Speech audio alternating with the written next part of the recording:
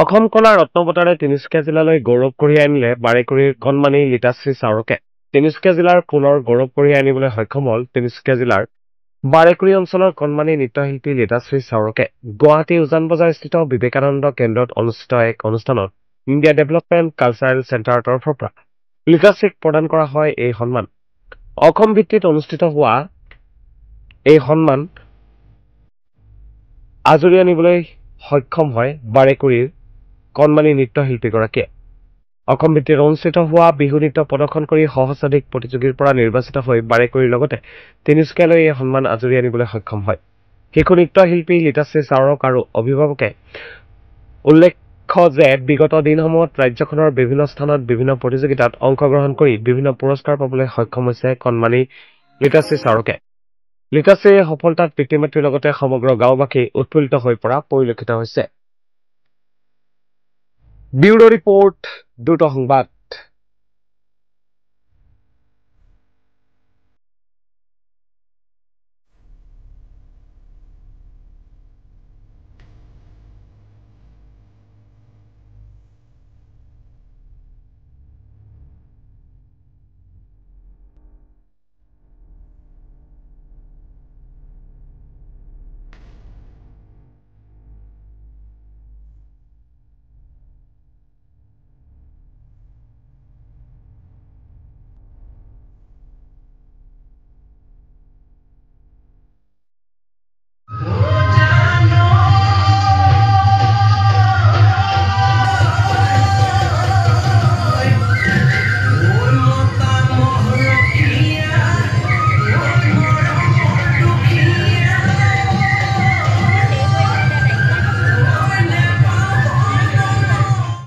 অসম কলাৰত্ন বঁটা লাভ কৰিবলৈ সক্ষম হৈছে। কি ক'বা এই মুহূৰ্তত আৰু ক'ৰ পৰা লাভ কৰিছে বঁটাটো? অসম কলা ৰত্ন বঁটা মোৰ বহুত ভাল লাগিছে মই যে এই স্থানটো লাভ কৰিছোঁ আৰু মই এই বঁটাটো লাভ কৰিছোঁ ইণ্ডিয়ান কালচাৰেল ডেভেলপমেণ্ট চেণ্টাৰৰ পৰা আৰু এই বঁটাটি মোক দিয়াৰ বাবে বহুত বহুত ধন্যবাদ জনাইছোঁ। ক'ত হৈছিলে অনুষ্ঠান? অনুষ্ঠানটো গুৱাহাটী উজান বজাৰ হৈছিলে।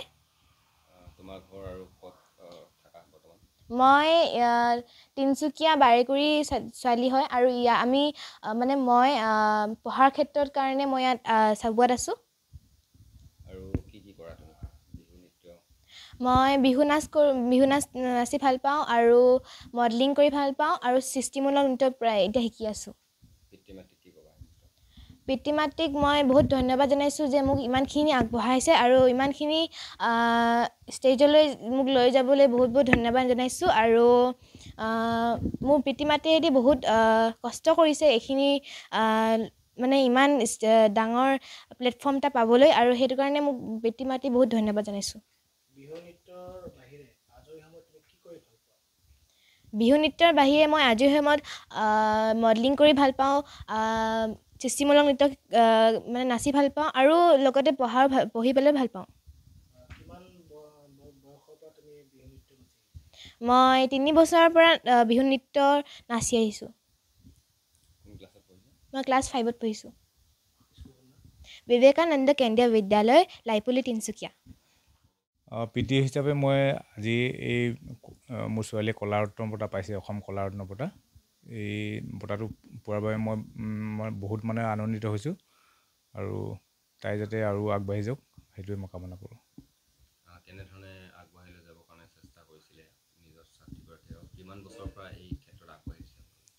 তাইক আমি 3 বছৰ সৰুৰ পৰা আগুৱাই নিছোঁ নচাৰ ক্ষেত্ৰত আৰু ভৱিষ্যতলৈ আপোনালোকৰ সকলোৰে পৰা সহায় লাগিব আৰু সহায় সুবিধা সকলোৰে পৰা আমি বিচাৰিম ছোৱালীজনী আগুৱাই যাব পাৰে। হয়, আমি দেখা পাইছিলোঁ আপোনাক। হয়, যেতিয়া তাৰ বয়স প্ৰায় 3 বছৰ 4 বছৰ আমি বাতৰি সংগ্ৰহ কৰিব যাওঁতে আপোনালোকে বিভিন্ন বিহু মঞ্চত বা বিভিন্ন এনেধৰণৰ মঞ্চবিলাকত আমাৰ কণমানিজনী লৈ আপুনি বিভিন্ন অনুষ্ঠান পৰিৱেশন কৰিছিল আৰু আজি তেখেতে গুৱাহাটীৰ নিচিনা মহানগৰীত তেওঁ জিলিকি উঠিল। বিশেষকৈ আজি এই মুহূৰ্তত আপোনাৰ সেই অনুভৱটো কওকচোন। প্ৰথমতে কি হ'ল, প্ৰথমৰ পৰা তাইক যেতিয়া আমি বিভিন্ন ঠাইত বিহু ফাংচনবিলাক আমি নচাবলৈ যাওঁ, তাৰ নৃত্য প্ৰদৰ্শন কৰিবলৈ নিওঁ, বহুত মানে ঘাট প্ৰতিঘাতৰ যোগেদি আমি পাৰ কৰাইছিলোঁ প্ৰথমৰ পৰাই আজি পৰ্যন্ত আৰু ভালো লাগে সেইখিনি সময়ত হয় অকণমান কষ্ট হয় ছোৱালীৰ মানে টোপনি ক্ষতি হয় আহি আকৌ স্কুল যাব লাগে 6:30 বজাত ঠিক তেনেকৈ আমি অকণমান কষ্টৰ মাজতে আমি চলাইছিলোঁ আৰু ইমানখিনি কষ্ট কৰাৰ বাবে হয়তো ভগৱানে আজি এইটো বঁটা দিবলৈ তাই মানে পাবলৈ সক্ষম হৈছে তাকে মই ভাবিছোঁ